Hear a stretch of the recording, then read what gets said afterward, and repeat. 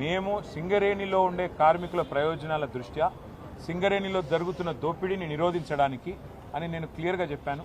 అక్కడ బీజేపీ కాంగ్రెస్ ఇద్దరు కూడా ఇవాళ సింగరేణి దోపిడీలో భాగస్వాములై మరి వారు సింగరేణిని దోచుకుంటున్నారని చెప్పినా ఇవాళ ఏఐటీసీ లాంటి సంఘం మరి సిపిఐకి అటాచ్డ్ ఉన్నా మరి వారు ఏ కారణం చేతనో ఈ పొత్తుకొప్పుకున్నట్టున్నారు. మరి వారి మీద ఏ మొత్తులు పనిచేసే నాకు తెలియదు కానీ బట్ ఒకటి మాత్రం పక్క, ఎవరు కలిసి వచ్చినా కలిసి రాకపోయినా సింగరేణి సంస్థ ప్రయోజనాల కోసం, సింగరేణి కార్మికుల కోసం గతంలో ఎట్లా కొట్లాడామో, గతంలో వారితో ఎట్లా ఉన్నామో భవిష్యత్తులో కూడా అట్లాగే ఉంది.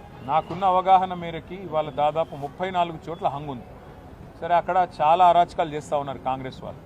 మా కార్పొరేటర్లు కౌన్సిలర్లను ఎత్తుకొని పోవడం, ప్రలోభ పెట్టడం, పోలీసులను ఇంటింటికి పంపడం, గుండాలను పంపడం, రకరకాల కార్యక్రమాలు చేస్తున్నారు.